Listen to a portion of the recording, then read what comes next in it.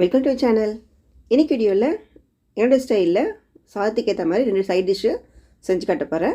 First உருளைக்கிழங்கு பொரியல். உருளைக்கிழங்கு நல்லா அலசிட்டு ஒரு 3 விசில் விட்டு நல்லா வேக வச்சு எடுத்துக்கோங்க. நல்லா ஆறின உடனே தோலை உரித்து அதை கட் பண்ணி வச்சுக்கோங்க. அதுக்கப்புறமா கடாயில் கொஞ்சம் எண்ணெய் ஊற்றிட்டு கடுகு போட்டு பொரிஞ்ச உடனே நறுக்கின வெங்காயமும் கருவேப்பிலையும் சேர்த்துக்குங்க. சேர்த்து நல்லா வதக்கி விடுங்க. வெங்காயம் வதங்கின உடனே இப்போ உருளைக்கிழங்கு தேவையான மிளகாத்தூளும் சால்ட்டும் சேர்த்துக்கோங்க. சேர்த்துட்டு உருளைக்கிழங்க இதோட சேர்த்து நல்லா பரட்டி விட்டுட்டே இருங்க. நல்லா கைவிடாமல் நல்லா கைவிட்டே இருந்தால் தான் அடி ஒட்டாமல் வரும். இது கூட 1.5 ஸ்பூன் அளவுக்கு சோள மாவு இல்லைனா அரிசி மாவு சேர்த்துட்டிங்கன்னா மேலே நல்லா கிறிஸ்பாக இருக்கும்.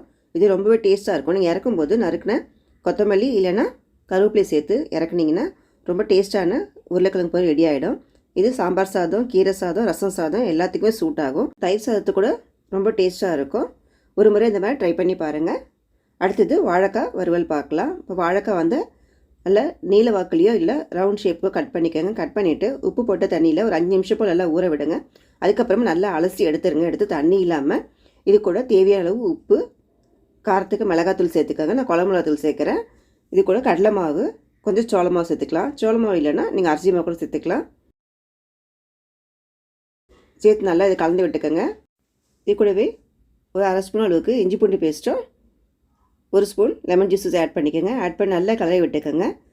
இது நல்லா எல்லா பக்கமும் படுற மாதிரி பெசரி விட்டுட்டு ஒரு 15 மினிட்ஸ் ஊற வச்சா போதும். ரொம்ப நேரம் கூட தேவை இருக்காது. ஒரு 15 நிமிஷத்துலேயே இது நல்லா மசாலா பிடிச்சிக்கும். அதுக்கப்புறமா எண்ணெயில் பொரிச்சு எடுக்க வேண்டியது தான். மீடியம் ஃப்ளேம்லேயும் வச்சு 2 பக்கமும் வெந்த ஒன்று எடுத்துட்டிங்கன்னா நல்லா கிறிஸ்பான வாழைக்காய் வறுவல் ரெடி ஆகிடும். ரொம்பவே டேஸ்ட்டாக இருக்கும். இதுவும் சாம்பார் சாதத்துக்கு, தயிர், ரசம் சாதம் எல்லாத்துக்குமே சூட் ஆகும். இப்போ ஒரு பக்கம் வெந்துடுச்சு. அடுத்த பக்கமும் திருப்பி போட்டு வேக வச்சு எடுக்க வேண்டியது தான்.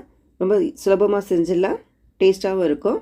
இது புளியோதரை கூட நல்லா டேஸ்ட்டாக இருக்கும். கண்டிப்பாக ட்ரை பண்ணி பாருங்கள். இந்த வீடியோ உங்களுக்கு பிடிச்சிருந்ததுன்னா லைக் பண்ணுங்கள், ஷேர் பண்ணுங்கள், மறக்காமல் சப்ஸ்கிரைப் பண்ணுங்கள். தேங்க்யூ ஃபார் வாட்சிங்.